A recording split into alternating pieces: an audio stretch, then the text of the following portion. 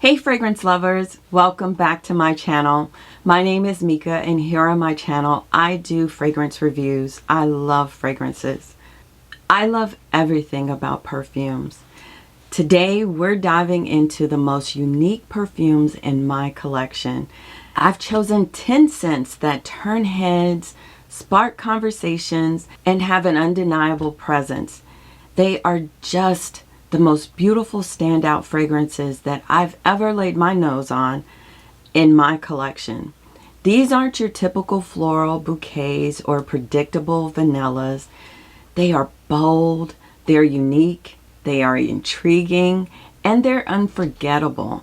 These are fragrances that when I first sprayed them, I was like, wow, I've never smelled anything like this. If you're looking for fragrances that truly stand out, you're in the right place. Today's video is about the most unique perfumes in my collection, scents that stand out.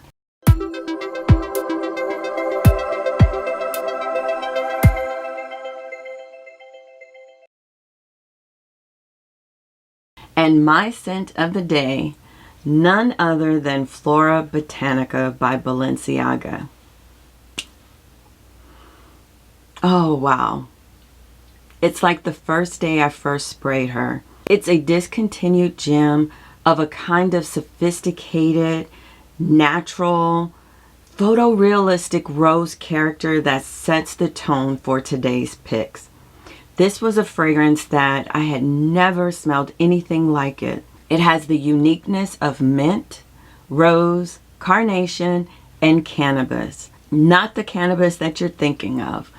But the uniqueness of those notes in this fragrance makes this so beautiful. It's a perfume of contradictions, weirdness. That's exactly what I thought when I first smelled it. It was weird at first. Subtleness and power. And then it became a love and one of my most complimented fragrances. So guys, let's get into my most unique standout fragrances in my collection. My very first one to start this lineup is Rouge Smoking by BDK. This has notes of cherry, vanilla, black pepper, and tonka bean. It is so gorgeous. It's a seductive, smoky cherry that feels mysterious yet playful. And to me, this is a statement maker. It's a statement scent with depth. I've shared this before on my channel, but this smells just like Big Red chewing gum to me. It's an effervescent and yummy cherry cola vibe, like a cherry Coca-Cola. This is so pretty. Again, that is Rouge Smoking by BDK. Another fragrance that is in my top 10 for life. I love this fragrance and I've loved it from the very first sniff. And this here is Ganymede by Marc Antoine-Barrois. This has notes of minerals, suede, saffron, violet, and immortelle. It is so pretty. Very futuristic, elegant, and completely genderless scent. This scent defies expectations, and it's one of my most complimented fragrances where people are asking me to write it down or pull it up on my phone. It's very unique, it's complex, and it's unearthly. It's like something you would smell out in the, out in space. It is like something you would never smell here on earth. It's ideal for someone seeking an extraordinary scent, very unique and different and something that not everybody's wearing. You must like minerals in order to enjoy this fragrance, but this is one of my all-time favorites, and that's Ganymede by Marc Antoine-Barrois. Next is a fragrance that so many people, they talk so badly about this fragrance, but it is a love for me. And that is Lost Cherry by Tom Ford. It has sour cherry, almond, tonka bean, and balsam. It's a dark, boozy cherry scent with an irresistible gourmand touch, yet slightly sweet but sophisticated. Classic perfection of the first exoticness of the cherry fruit that I've laid my nose on. To me, it's the black cherry's ripe flesh dripping in cherry liqueur, glistening in this teasing touch of bitter almond. Oh my gosh, this is often duplicated, but in my opinion, this is the first realistic cherry scent that I've laid my nose on. There may be some that are out there that I haven't put my nose on, but I'm only talking about my experiences. And this is the first realistic cherry scent that is perfection. To me, it does not smell like cherry medicine, which a lot of people get. It just smells like a beautiful cherry liqueur. Again, that is Tom Ford's Lost Cherry. This next fragrance was created by one of my favorite perfumers, and that is Sonia Constant. And this here is Reflet Sir Lavango by Malaquais. This has warm woods, spices, an African honeyed floral note from the acacia flower. I have never smelled an acacia flower, but this is beautiful. It smells like, simply put, pollen and nectar in a bottle.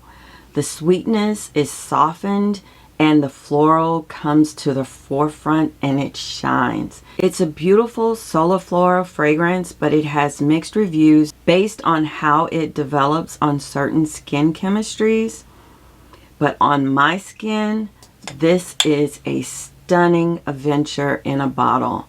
I get the earthiness, the warmness, and it's just totally transportative.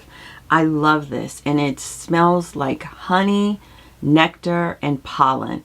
I can't find any other words to describe it, but this is beautiful. I do not recommend blind buying this, but I know that it's hard to test because it's not one of those readily available fragrances that you can get, but it is beautiful.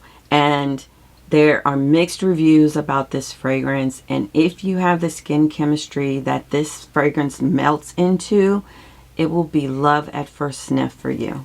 This next fragrance was very unique when I first laid my nose on it, and this here is Gris Dior by Christian Dior.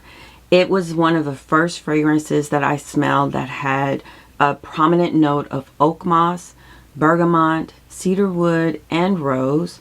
And it has the most unique blend of rose, moss, and patchouli. You do need to like those three notes in order to enjoy this. But this evokes feelings of coziness and confidence, especially on rainy days. This is my rainy day go-to. It smells heavenly on a man. When I say heavenly on a man, words can't explain. It's one of those perfumes where skin chemistry matters. This is very classy. It's unisex, it's elegant, and it's a light fragrance based on how much you spray. But it is so versatile. It can be used daily, date night, and for special occasions. I love this fragrance for that versatility. But the magic for me is in the dry down, and that oak moss is beautiful. When I laid my nose on this, I was speechless because I had never smelled this type of perfumery before. So if this is the type of perfumery that you like, you would enjoy this, especially on those days that has forecast. I wanted to include Gris Chanel by BDK, but I already have 2 BDK fragrances in this lineup. But this was the first oak moss fragrance for me that I fell in love with. And then came Chloe's Nomad.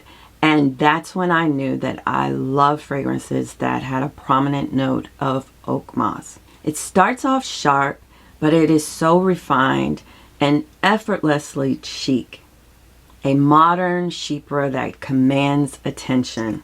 This is beautiful. Gris Dior by Christian Dior. Next is a fragrance that I often talk about its uniqueness, and that is Ce Soir by BDK. This has notes of ginger, quince, jasmine, and patchouli, and it is one of a kind. I cannot think of anything that smells like this. It's a fruity floral with an edge, spicy, sultry, and completely unexpected. When I first put my nose on this, I was like, wow. Wow. A spicy, fruity floral. You must like ginger with that quince, that orange blossom, that jasmine, and the patchouli doesn't take over in this fragrance. Oh, I love ginger in fragrances. A fruity, bright floral with attitude. That's what this is to me. Unexpected, vibrant, and a little seductive and sassy. This is a delightful and unique scent. Perfect for spring, very mood lifting, and an addictive scent. Ce Soir by BDK. Next is a fragrance that I fell in love with the bottle first.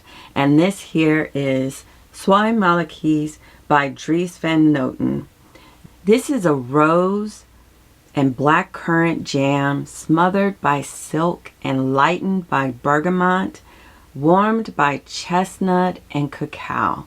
The cacao notes add depth. That is the beautiful thing about this fragrance. That cacao, when it comes through, it is beautiful with that smooth and creamy and mysterious, luxurious silk note in here.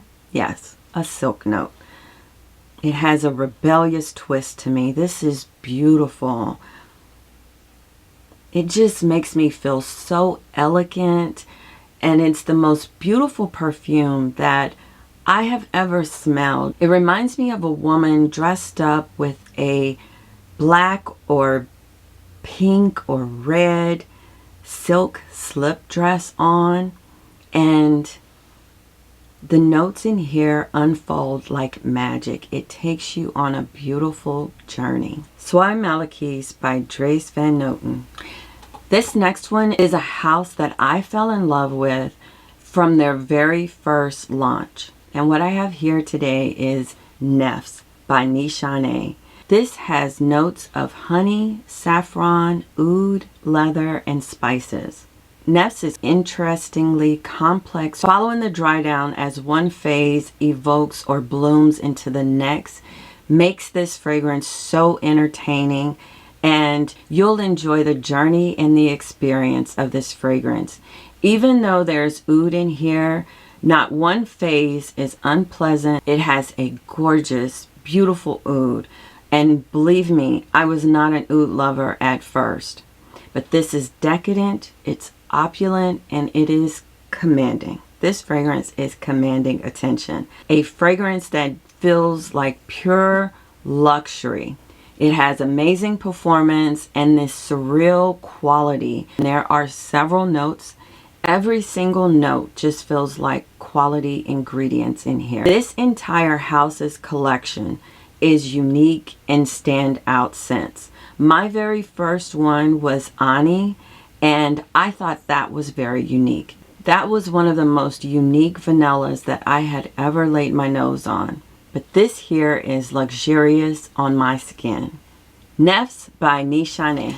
This next fragrance is from a house that I think everything that they make is so unique and are all standouts. But this one here caught me completely off guard, and that is One Umbrella for Two by Flora Coup. This has notes of blackcurrant, tea, and rice notes, and it has the most photorealistic, juicy blueberry pastry scent. That blueberry pastry note in here is so incredible. You must like gourmand scents to enjoy this fragrance, but when you put your nose on it, you're going to agree that this is a bright and lively scent. I call it a dreamlike gourmand with berry-infused elegance and some sweetness. One Umbrella for Two by Floraïku. This next fragrance, I was late to the party on this, but it is better late than never, and that is Buckaro Rouge 540 by Maison Francis Kurkdjian. When something is highly imitated, it usually means it's influential, it's iconic, it's a trendsetter. And that is what Buckaro 540 is. This is a blueprint, the original that set the standard for the composition formula of saffron, amberwood, hedione, and burnt sugar. When something is repeatedly copied, it's because it holds undeniable influence and a timeless appeal. This fragrance is beautiful. I was initially anosmic to it, and sometimes I still am, but when I do get wafts of this, it is so beautiful. Again, this is often imitated, never duplicated, the mark of true greatness. Just think about all of the fragrances that copies this DNA. This is a fragrance style that has inspired countless imitations. I mean, I can think of Cloud, I can think of others, but none quite captures its essence of BR 540. This is ethereal, it's airy, it's completely hypnotic. No wonder this scent is legendary. And I think that Maison Francis Kurkdjian created a masterpiece, in my opinion. And this will always be a classic. There you have it. These are 10 fragrances from my collection that, in my opinion, makes a statement. These fragrances stand out in the crowd and they leave a lasting impression. I only chose 10. I have so many more, but I didn't want this video to be too long. If you own any of these, tell me how they wear on you. And if you have a unique fragrance that turns heads, I want to hear about it. Drop a comment below.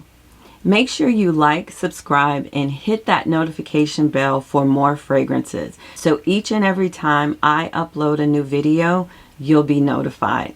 Until next time, stay fabulous and scented. Thanks guys. Bye bye.